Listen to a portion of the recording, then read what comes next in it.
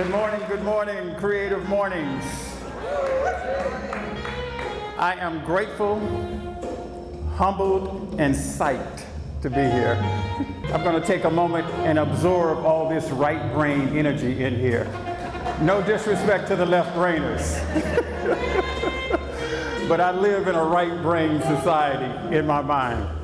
So before we get into the actual subject matter, which is preserves, I only have 20 minutes. So I'm going to speed through the first part and then take my time with the rest of it in terms of the subject matter preserved. Can we come down on the music just a little bit? Oh, thank you. All right. So I'm from Cleveland. Thank you very much. I'm going to rush through this part so that we can get to the preserve part, because the first part basically explains how I got here. Cleveland, Ohio, the image behind me, that little kid, that's me. I'm 5 years old. I was raised in the foster care system in Cleveland from 5 to 12, and don't get depressed because it gets better.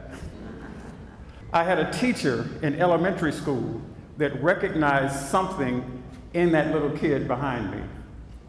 They passed out paper plates for a play at the school. I turned them in. The next day, that teacher came to the class, brought me in front of the class, and then walked me around the entire school and said something that has stayed with me all of my life. She said, Mr. Ricci, well, no, it was Ricci, or actually Ricky in those days. She said, you're gonna be another Mr. John. I had no idea who Mr. John was. So I grew up wondering, who is this personality? So I started researching it. Once I became like 12, 13, 14, I'm in junior high school. This thing is still in my head trying to figure out who Mr. John is. Mr. John is an international hat designer. Once I stumbled onto Mr. John, then I stumbled onto other artists. Cristobal Balenciaga, Pucci, Emilio Pucci, Dior, Courrèges, Saint Laurent, and I fell in love with fashion as a result of that nudge by a teacher. So that being said, I grew up in Cleveland, make my way through high school. I keep jobs that kept me close to the fashion industry. Looking in the front of retail stores, admiring the windows, walking through stores, looking at labels, ended up working in one of the stores called Higbee's downtown. A young lady I was dating at the time in Cleveland recognized my skill set. On her own, contacts the Fashion Institute in Los Angeles and submits my name. Since then, I taught myself to make patterns and sew. I was just really into fashion. I thought I was just going to jump on a plane, go to Paris, knock on Chanel's door, and see if they would hire me. I ended up in Los Angeles. They accepted me at the school. What I didn't know is it wasn't paid for. I arrived in Los Angeles with the little change I had and realized that I had jumped out of the plane without a parachute. But I created the parachute as I was falling. So I'm in beauty school, design school, struggling, but still there. One day I was hungry, really hungry. I just left my room, I make a walk, and I found myself in a department store. And I don't know what the term is for the movie industry when all of a sudden things come into focus to you. And I saw myself looking at a makeup artist. And I'm standing there hungry as a design major, realizing I can do that. I go back to my dorm, I write a fake resume saying I was a professional makeup artist. And because I knew so much about fashion, the resume was obviously successful because Fashion Fair had just launched. Send me a letter back to my dorm and said, you're hired, can you be at Bullock's on Wilshire Boulevard? No problem. Except I didn't know anything about makeup. I rushed back to the makeup section and asked the makeup artist, can I have your empty boxes inside of the trash? I take them back to my room, study them, show up for the job. 2 weeks later, I get a call from headquarters of Fashion Fair. Can you travel? We're hearing good things about you. I said, absolutely, I can travel.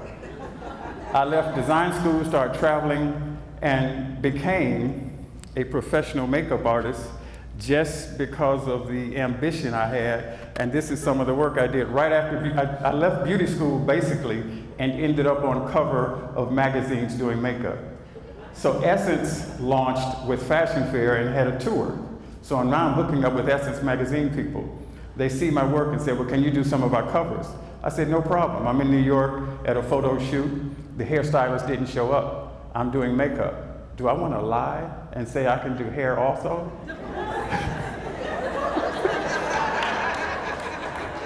Absolutely not. That's a whole different craft. So I said, okay, I'm just going to have to miss that little bit of money. They found a hairstylist, but I realized I need to know it all. I left New York, come to Atlanta, get in beauty school, start doing hair. From that point on, I went from a professional makeup artist to a professional hairstylist. Cosmetic companies, hair companies called me. I'm traveling everywhere. I decided, you know what, I love this thing. I'm going to develop my brand, keep moving. Bam, another one of the covers. So I'm working at a beauty shop, traveling. I come back from one of my shows, and all of my belongings were in the styling chair in a box.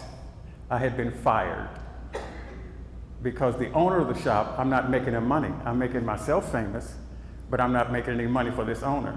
So I took my tools, was dating my wife at the time. Her name is Tangi. We saved every coin. At the time, Wendy's had some salad special.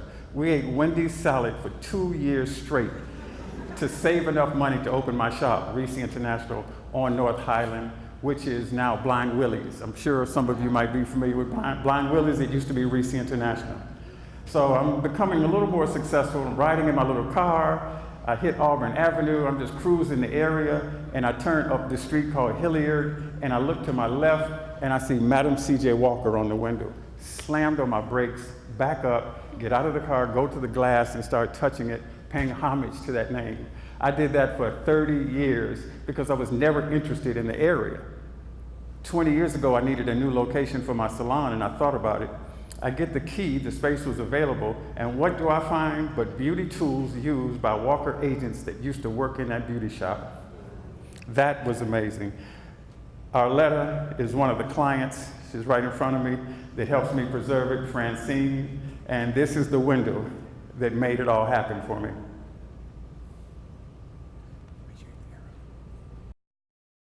I must have hit a wrong arrow. These tools, the dryer from the 1940s, they're still in the shop. Some of them are on display here, but the rest are at the museum. This right here, young ladies, we know we have natural hair people in here, but before we went in that fashion direction or cultural direction, women straighten their hair. This is the original flat iron from the 1800s, left in the beauty shop. Pressing combs, just, am I?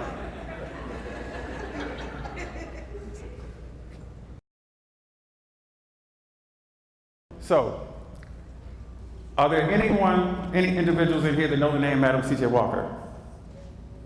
If you Google it, it's going to come up, African-American beauty pioneer, first to become a millionaire in the beauty industry, and the woman was grand. However, what doesn't come up is the reality of the beauty industry. There were multiple black women, millionaire beauty pioneers in the early 1900s.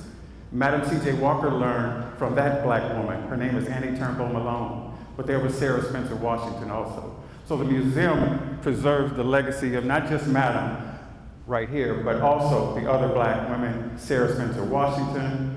And so immediately I decided that space needed to be a sanctuary for the legacy of the beauty industry. 2 years into the lease, a black woman comes to the door while I'm doing hair and just stuck her head in and just tells me, Mr. Ricci, did you know the first black radio station in America was upstairs over your beauty shop? I was completely frozen.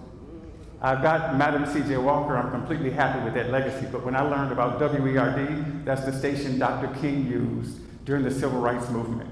And then I started to process this information. Had the station not been there, Dr. King wouldn't have been able to coordinate logistics for the Civil Rights Movement. So in my mind, it's like, who in the hell did not put a Post-it note on the building as to this legacy? I was like, okay.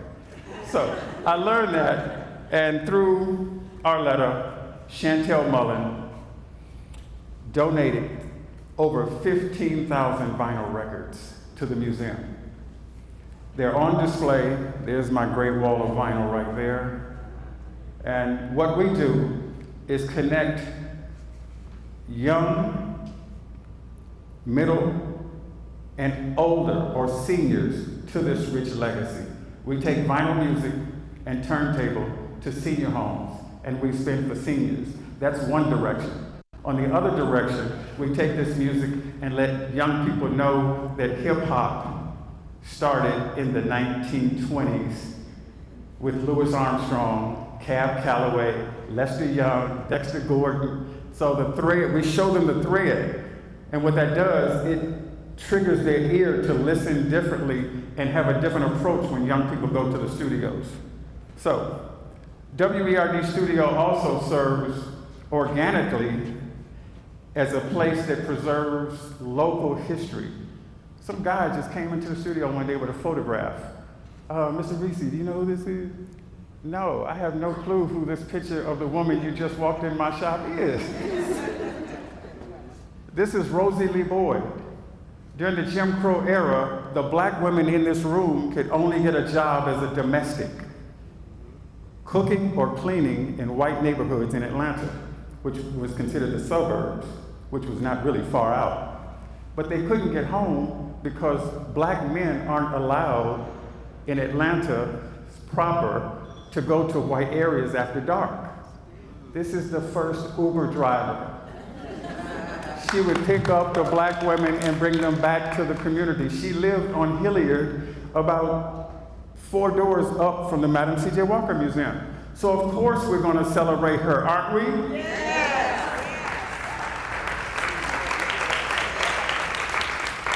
Okay, my clock, I don't see the clock, but I'm going to try to stay true to whatever. Okay. So, the museum is starting to get more visibility. We have Amy Kiley coming in to interview me. I'm feeling good because, you know, the efforts that we put forward are starting to make their way out. And then we've got Zach Wolf with The Bitter Southerner. If you haven't had a chance to see that documentary, it's called, What is the bitter? What is the name of it? I can't think of the name of it. Beauty and Struggle. How could I forget? Zach, forgive me. Yeah, it's an incredible 10-minute documentary. And so this, you can see young people come in the studio and they are just enamored at the space, the respect that we give and show to young people in turn. You know, you have young people like this little kid right here. His name is Miles. All he wanted to do was find out where the Miles Davis albums were. That sends chills up my spine when young people come and ask me about Thelonious Monk, Miles Davis, Coltrane, and even some of the lesser known artists, such as,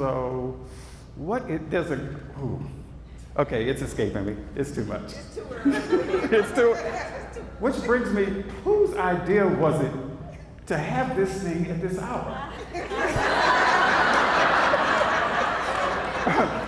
Creative Morning is a contradictory in terms.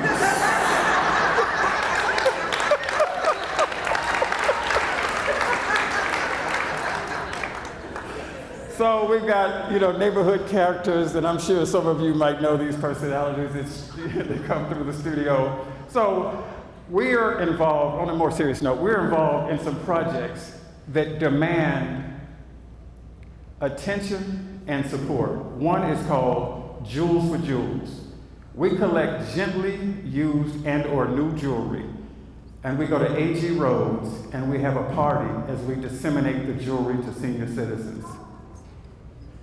The guys at the senior facility, and this is Arletta's mom, Miss White, and when you see someone in a wheelchair that can't get out, but their shoulders start moving to the blues, and then some of them will get out of the chair. There's one older guy, he gets out of his chair, and then he just slowly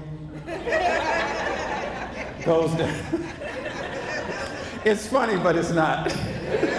He goes down and touches his toes out of the wheelchair, then he sits back down. I mean, I'm supposed to be doing this for their benefit, but I'm really doing it for my benefit. It just feels so good to give this feeling back to a group of individuals that remember what it was like when they were listening to this great music, this art form. Then we have Sammy Davis, who actually performs as Sammy Davis. His real name is David Williams. And then, we've got the kids that volunteer. It's just crazy. So the other programs we do, other than Jewels for Jewels, we have Brittany, who has a show called, my son, can you help me with that? Are you AT Aliens? Are you an AT Alien? Which is a game show that we host at the studio. And then we have a documentary that I'm privileged to be in by Alana, a filmmaker, right there in the corner trying to hide next to my son. And it's called Sweet Auburn Blues. We stream this documentary at my studio. So you'll be able to come to the studio, see documentaries, see the artifacts. And then we have Mr. Royce, who's been a blessing to the museum, who has a program where we seek out icons of the civil rights movement. And they come in and tell their stories to a cross-section of humans, young, old, black, white, Asian.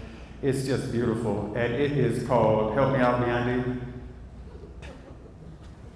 Royce's program, ew, goodness gracious. Sweet Auburn Stories. And then, just when I thought things couldn't get better, homegirl Spice and Mimi come into the shop. I'm trying to convince her not to bleach out. It's Love and Hip Hop Atlanta. And of all things, they put me on the map. I wasn't going to do the show. I'm like, I'm not going on that show. It was the best thing I could have done because you can get your message out to a larger group of people. So that being said, this is what we do at the museum. One of my favorite personalities. Have you all heard of Big Mouth Ben? Everybody has smartphones. If you don't know Big Mouth Ben. Crackhead, sleeping on the streets, now owns a convenience store on Auburn Avenue. This is love and support that we give to Big Mouth Ben. So this is the acoustical dandy, Ricci International, doing his mom's hair. And my son, who helps promote the studio at Word Studio 54 on Instagram, Matter Museum on Facebook, and then we get tourist beauty schools, individuals coming in. These young ladies donated a serious collection to the museum. I could not believe what was in the box. They had Richard Pryor, That Nigga's Crazy, in their collection. So we love, Fabian and the other mural artists, and then I get a proclamation from the city on the work we're doing. So we just try to keep things positive and moving forward at WERD. And we're going to wrap it up with this bit of information here. Most people don't realize that Dr. King spoke twice publicly about the importance of music. We know that I Have a Dream speech, but I don't know why they kept these other speeches a secret. He spoke in Berlin in 1964 at the Berlin Jazz Festival about the importance of music. He spoke in Atlanta in 1967 to the Radio and TV Broadcasting Association about the importance of the DJ, and the music they played were causing black kids and white kids to listen and dance to the same music. Ooh. So look at the expression of this white guy watching this brother play the sax. It says it all. I love that. Okay, so we're going to, in closing, the wholeness of a people are diminished if the ancestors are not honored. So we talked about the seniors. Now it's time to pass the torch on to the next generation of preservationists, and they're going to be walking up here right now. All right, thank you. Good morning, ladies and gentlemen. Good morning. My name is Radiate. I'm 7 years old. My school is Centennial Academy Hero. I'm moving on to 3rd grade. Yes. I help the WERD studio.